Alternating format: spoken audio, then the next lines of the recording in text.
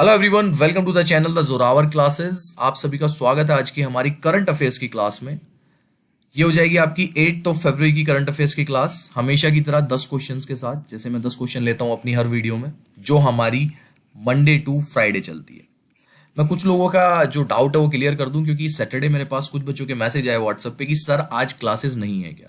So my dear friends, आपको पता होना चाहिए कि मंडे से फ्राइडे का शेड्यूल ही फॉलो होता है। जो हमारी 7 क्लासेस चलती हैं वो मंडे टू फ्राइडे चलती है। सैटरडे संडे का एक तरह से ऑफ होता है और रात को 9 बजे मैं सिर्फ लाइव लेता हूं उस दिन आपका, ठीक है ना। सो जो हमारी पढ़ने वाली वीडियोस होती हैं वो मंडे टू फ्राइडे चलती है। आज नया हफ्ता है, फिर से मंडे है, नई शुरुआत है। और आई होप आपका पिछला हफ्ता बहुत अच्छा गया होगा, आपने काफी कुछ सीखा होगा। और ये चीज अब प्लस ही होती रहेगी, कंटिन्यूशन इसकी चलती रहेगी टिल जब तक कि आपका कीवीएस का एग्जाम ना हो जाए। चलिए फ्रेंड्स, आज का अपना सेशन स्टार्ट करते हैं। सबसे पहला क्वेश्चन लेते हैं। भारतीय क्रिकेट बोर्ड बीसीसीआई ने एक बड़ा फैसला करते हुए इस साल किस ट्रॉफी को नहीं कराने का फैसला किया है? Super star question, super important question. The cricket board of India has made a big decision that which trophy should not be held this year।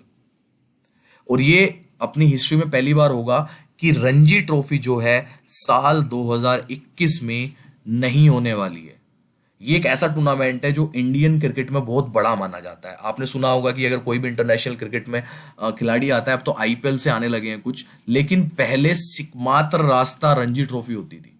सो इस साल 87 जब से मतलब स्टार्ट हुआ, 87 ईयर्स के इतिहास में, उसकी हिस्ट्री में पहली बार ऐसा मौका होगा कि रणजी ट्रॉफी नहीं हो रहा है। भारतीय क्रिकेट बोर्ड ने एक बड़ा फैसला करते हुए इस साल रणजी ट्रॉफी नहीं कराने का फैसला किया है। 87 ईयर के इतिहास में पहली बार ऐसा होगा जब फर्स्ट क्लास घरेलू टूर्नामेंट रणजी ट्रॉफी का आयोजन नहीं हो सकेगा। बीसीसीआई ने सैयद मुश्ताक अली टूर्नामेंट के बाद विजय हजारे ट्रॉफी कराने का भी फैसला किया है, लेकिन इस साल आपकी रणजी ट्रॉफी नहीं होगी और ये फर्स्ट टाइम ऐसा होगा 87 ईयर्स के इतिहास में, उसकी हिस्ट्री में। बीसीसीआई ने फैसला लिया है कि इस बार रणजी ट्रॉफी का आयोजन करना संभव नहीं है, और ये सब आपको पता होगा क्यों हो रहा है। ये सब हो रहा है इस बला की वजह से, है ना, कोविड-19। चलिए फ्रेंड्स, बहुत इंपॉर्टेंट क्वेश्चन था, इसको अपने नोट्स पर कर लेना। क्वेश्चन नंबर लेते हैं आज का सेकंड। किस देश ने 679 मेगावाट क्षमता की लोअर अरुण पनबिजली परियोजना का ठेका भारत के सतलुज जल विद्युत निगम लिमिटेड को देने का निर्णय लिया? ये भी इंपॉर्टेंट क्वेश्चन है आप लोगों का। Which country has decided to award the contract of 679 MW lower Arun hydro power project to Sutlej Jal Vidyut Nigam limited of India? और ये दिया है नेपाल ने। इसका आंसर है नेपाल। नेपाल की कंट्री ने ये कॉन्ट्रैक्ट जो है दिया है इंडिया को। नेपाल ने 679 मेगावाट क्षमता की लोअर अरुण पन बिजली परियोजना का ठेका भारत के सतलुज जल विद्युत निगम लिमिटेड को देने का निर्णय लिया है। लोअर अरुण जल विद्युत परियोजना नेपाल के सुंखा सभा और भोजपुर जिले में स्थित है। परियोजना के पूर्ण होने पर प्रति वर्ष 3561 मिलियन यूनिट बिजली का उत्पादन होगा। यह परियोजना 21.9% उत्पन्न ऊर्जा भी नेपाल को निशुल्क प्रदान करेगी। लोअर अरुण के लिए परियोजना लागत 100 खरब रुपए से भी ज्यादा आंकी गई है। तो ध्यान रखना है आपको, ये नाम लोअर अरुण पनबिजली परियोजना भारत और नेपाल के मध्य हो रही है। कितने मेगावाट पे? 679 मेगावाट क्षमता वाले इस पनबिजली परियोजना का ठेका भारत के सतलुज जल विद्युत निगम लिमिटेड को दिया गया है। ठीक है जी। चलिए क्वेश्चन लेते हैं नेक्स्ट, क्वेश्चन नंबर 3 आज का। केंद्र सरकार ने बीमा में एफडीआई की सीमा को 49% से बढ़ाकर कितने परसेंट करने का निर्णय लिया है? Important question again. The central government has increase the FDI limit in insurance from 49% to what percentage? और ये 49 से बढ़ा के कर दी गई है 74% तक। ये भी इंपॉर्टेंट है क्वेश्चन आपके लिए भाई। केंद्र सरकार ने बीमा में एफडीआई की सीमा को 49% से बढ़ाकर 74% कर दिया है। इस कदम का उद्देश्य विदेशी कंपनियों को निवेश के लिए आकर्षित करना है। उन्होंने बीमा क्षेत्र में एफडीआई की सीमा को 49% से बढ़ाकर 74% करने का निर्णय लिया है। रक्षोपाय के साथ विदेशी भागीदारी और नियंत्रण की अनुमति के लिए बीमा अधिनियम 1938 में संशोधन को प्रस्ताव किया गया है। तो इंपॉर्टेंट है कि 49 से बढ़ाकर क्या कर दी गई है सीमा एफडीआई की 74%। चलिए क्वेश्चन नेक्स्ट लेते हैं, क्वेश्चन नंबर 4। विश्व कुष्ठ रोग दिवस निम्न में से किस दिन मनाया जाता है? When is World Leprosy Day is celebrated? और ये जनवरी के लास्ट संडे ऑफ जनवरी जो होता है उसको मनाया जाता है पूरे वर्ल्ड में। ये भी अपने डेज वाले नोट्स में अपना इसको भी कर लेना। विश्व कुष्ठ दिवस प्रति वर्ष जनवरी महीने के अंतिम रविवार को मनाया जाता है। यह दिवस शीघ्रातिशीघ्र रोग उन्मूलन निवारण के लिए प्रयास बढ़ाने और प्रतिबद्धता नवीकृत करने का अवसर प्रदान करता है। यह बच्चों में कुष्ठ रोगों से संबंधित विकलांगों के शून्य मामलों के लक्ष्य पर केंद्रित है। तो सिंपल सा याद रखना है, अगर आपसे पूछा जाए या कहीं भी आए विश्व कुष्ठ डे कब मनाया जाता है, तो जनवरी के लास्ट संडे को सेलिब्रेट किया जाता है पूरे वर्ल्ड में। क्वेश्चन नंबर 5 इंपॉर्टेंट क्वेश्चन है, पहले बता रहा हूं। आयुष्मान भारत के नए मुख्य कार्यकारी, जिसको सीईओ भी कहा जाता है, के रूप में किसे नियुक्त किया गया है? नियुक्ति आ गई है तो इंपॉर्टेंट हो गया है, सुपर भी लगा लो। क्यों? क्योंकि आयुष्मान भारत का है। Who has been appointed as the new chief executive CEO of Ayushman India? और ये है आपके आर.एस. शर्मा। आर.एस. शर्मा की मैथ्स की बुक भी पढ़ी होगी आपने, आती है ना 9th 10th की 11th 12th की मैथ्स की बुक भी आती है ना, अलग से जो ले लेते हैं एनसीईआरटी को छोड़ के हम लोग, तो उससे याद रखना है आर.एस. शर्मा जो है वो आपके नए सीईओ होंगे आयुष्मान इंडिया के। ठीक है, इंपॉर्टेंट क्वेश्चन अगेन। राष्ट्रीय स्वास्थ्य प्राधिकरण ने आर.एस. शर्मा को देश की प्रमुख सार्वजनिक स्वास्थ्य बीमा योजना आयुष्मान भारत का नया मुख्य कार्यकारी अधिकारी नियुक्त किया है। इसे प्रधानमंत्री जन आरोग्य योजना भी कहा जाता है। आर.एस. शर्मा इंदु भूषण की जगह लेंगे। अब इनसे पहले अगर पूछा जाए कौन थे, तो वो इंदु भूषण थे।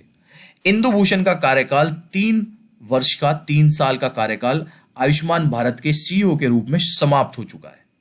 आर.एस. शर्मा भारतीय दूरसंचार नियामक प्राधिकरण के पूर्व अध्यक्ष भी रह चुके हैं, मतलब उसके पूर्व अध्यक्ष थे आर.एस. शर्मा पहले, और अब वो आयुष्मान भारत के नए मुख्य कार्यकारी अधिकारी दैट्स मीन सीईओ नियुक्त किए गए हैं केंद्र सरकार की तरफ से। चलिए आज का क्वेश्चन नंबर लेते हैं 6th। हाल ही में किस भारतीय तेज गेंदबाज ने सभी क्रिकेट फॉर्मेट से संन्यास ले लिया? कुछ बच्चे कहते हैं कि सर इस टाइप के क्वेश्चन जो इंपॉर्टेंट नहीं होते। मैं बताता हूं कि हर क्वेश्चन वैसे इंपॉर्टेंट होता है। एनी क्वेश्चन कैन कम, कुछ भी आ सकता है। ठीक है ना, अब आपको पता ही नहीं है कि ये लोग कौन है, कौन खेल रहा है, कौन नहीं, आ सकता है क्वेश्चन भी, बिल्कुल आते हैं ऐसे क्वेश्चन। पेपर उठा के देखो लास्ट ईयर्स के। Recently which Indian fast bowler has retired from all cricket formats? और ये है आपके अशोक डिंडा। क्वेश्चन ऐसे भी आ जाता है कि अशोक डिंडा किस खेल से रिलेटेड है, तो जिसको पता ही नहीं है, कम से कम यहां तो पता लग रहा है क्रिकेट से रिलेटेड है आपको। भारतीय तेज गेंदबाज अशोक डिंडा ने क्रिकेट से संन्यास लेने का ऐलान कर दिया है। डिंडा ने भारत के लिए 13 वनडे मैच खेले हैं, जिसमें 12 विकेट झटके हैं। वहीं 9 टी20 मैच खेलते हुए 17 विकेट लेने में सफल रहे हैं। फर्स्ट क्लास क्रिकेट में डिंडा ने कमाल की गेंदबाजी की है, जिसमें डिंडा ने 116 मैचों में 420 विकेट लेने में कामयाबी हासिल की है। डिंडा ने अपना फर्स्ट क्लास क्रिकेट का ज्यादातर मैच बंगाल की ओर से खेला है। ठीक है, तो ध्यान रखना है, अपने अशोक डिंडा जो है वो हर तरह के क्रिकेट फॉर्मेट से संन्यास ले चुके हैं, रिटायरमेंट ले चुके हैं। Question number 7। हाल ही में किसने भारत की सबसे कम उम्र की महिला पायलट बनकर एक नया कीर्तिमान स्थापित कर दिया है? सुपर इंपॉर्टेंट क्वेश्चन भाई। ठीक है, छाप लेना इसको दिमाग में। Recently who has set a new record by becoming India's youngest female pilot? और ये है आपके आयशा अजीज। ठीक है, आयशा अजीज ने जो है ये कीर्तिमान हासिल किया है यंगेस्ट पायलट होने का। जम्मू कश्मीर की रहने वाली आयशा अजीज देश की सबसे कम उम्र की महिला पायलट बनी है। आयशा 25 साल की उम्र में पायलट बन गई है। आयशा अजीज साल 2011 में सबसे कम उम्र में स्टूडेंट पायलट का लाइसेंस पाने वाली छात्रा बनी थी। उस समय आयशा की 15 साल की उम्र थी। इसके बाद उन्होंने रूस के सोकोल एयरबेस में मिग 29 उड़ाने के लिए training Lee.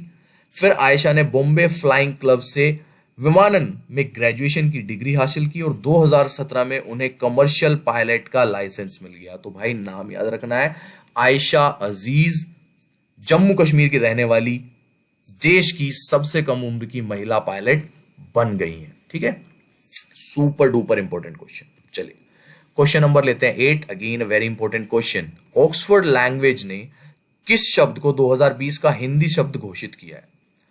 What word has been declared by the Oxford language as the Hindi language word 2020? और ये किया गया आत्मनिर्भरता। ठीक है, सेल्फ रिलायंस तो इसकी इंग्लिश आ गई, आपको सिंपल याद रखना है आत्मनिर्भरता को 2020 का ऑक्सफोर्ड लैंग्वेज ने वर्ड डिक्लेयर किया है। ऑक्सफोर्ड लैंग्वेज ने आत्मनिर्भरता को 2020 का हिंदी भाषा का शब्द घोषित किया है। यह शब्द भाषा विशेषज्ञों कृतिका अग्रवाल, पूनम निगम सहाय और इमोगन फॉक्सेल के एक सलाहकार पैनल की ओर से चुना गया है। बता दें कि इससे पहले 2017 में आधार, 2018 में नारी शक्ति, 2019 में संविधान को ऑक्सफोर्ड ने हिंदी भाषा का शब्द चुना था। यानी कि हर साल जो है एक शब्द चुनती है ऑक्सफोर्ड लैंग्वेज हिंदी का। तो इस बार 2020 का वो आत्मनिर्भरता है। 2017 की बात करें तो आधार, 2018 में नारी शक्ति, 2019 में संविधान। ठीक है, ये भी इंपॉर्टेंट क्वेश्चन है। क्वेश्चन नंबर 2 लास्ट आज का। अमेजन के फाउंडर जेफ बेजोस ने सीईओ पद छोड़ने की घोषणा की है। उनकी जगह किसको सीईओ की जिम्मेदारी दी जाएगी? Amazon founder Jeff Bezos has announced his decision to step down as CEO of Amazon, who will be replaced as CEO of Amazon? और ये होंगे आपके एंडी जेसी। ये भी इंपॉर्टेंट क्वेश्चन है भाई, आज के सारे इंपॉर्टेंट क्वेश्चंस आ रहे हैं। सुपर इंपॉर्टेंट क्वेश्चन है ये भी कि अमेजन के नए सीईओ कौन होंगे। वो हैं आपके एंडी जेसी। अमेजन के सीईओ जेफ बेजोस ने ऐलान किया है कि वह इस साल के अंत तक अपना पद छोड़ देंगे और उनकी जगह एंडी जेसी यह जिम्मेदारी संभालेंगे। वे अमेजन की वेब सर्विस लीड कर रहे थे, जिसने कंपनी की नई तकनीक खरीदने और कंप्यूटिंग सर्विसेज आसान बनाने में अहम योगदान निभाया है। एंडी जेसी ने साल 1997 में अमेजन ज्वाइन किया था। इंपॉर्टेंट क्वेश्चन है ये भी बहुत। ठीक है, एंडी जेसी नए सीईओ होंगे अमेजन के।